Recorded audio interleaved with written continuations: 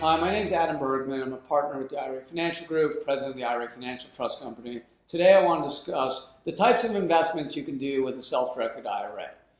Now, with everything, when it's tax related, you need to start with the tax code.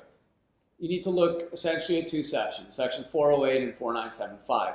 Thankfully, the IRS doesn't list what you can do because that list, as we've seen from cryptocurrency, can change on a year-to-year basis. What they do is they list what you cannot do, and these are known as the prohibited transaction rules or the prohibited transaction. Section 408 basically says with an IRA you can't buy life insurance, you can't buy collectibles like art. There's a special carve-out for precious metals, basically bullion, gold, silver, palladium, or bullion type coins, statemented Federal American Eagle type coins. Those are not considered collectibles under 408M, and they're allowed. And then the third biggest prohibited transaction category is found under Internal Revenue Code, Section 4975, and really states that you can't use your IRA in any way that directly or indirectly personally involves you or benefits you or a lineal descendant, also known as a disqualified person under 4975E2, which is essentially you as the IRA owner and your lineal descendants, your parents, your children, your spouse, daughter-in-law, son-in-law, or any entities associated with such persons. So basically, if your investment doesn't violate those rules, you can do it. You can buy real estate, you can do residential commercial, you can do hard money lending, private equity, stocks, mutual funds, hedge funds, bitcoins, options, currencies. Those are just some of the few and more popular ones.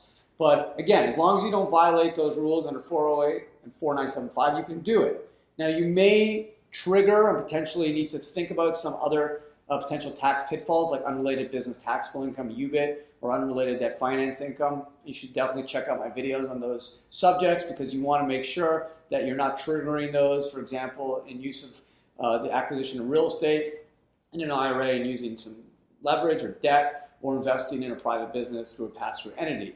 So you can certainly do those investments. They don't violate the prohibited transaction rules, but you may trip up the unrelated business taxable income rules, could trigger a 40% tax, which can turn around your whole investment from a financial standpoint.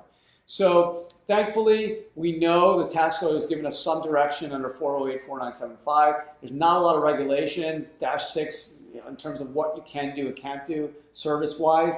Wish there's more. There's some case law.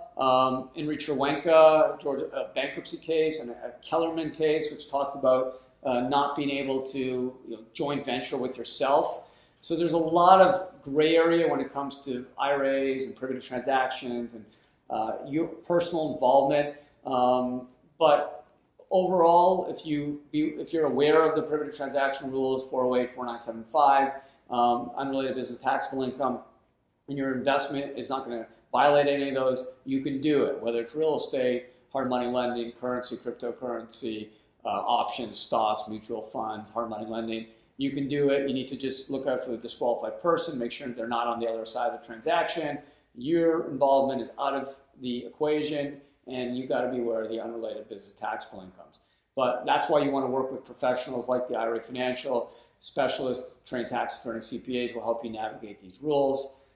Adam Bergman, call us with questions, please. We'd love to hear from you. 800-472-0646. You can email me anytime, Adam B, A-D-A-M, B as in Bergman, Adam B at IRAFinancialGroup.com. Thanks for watching.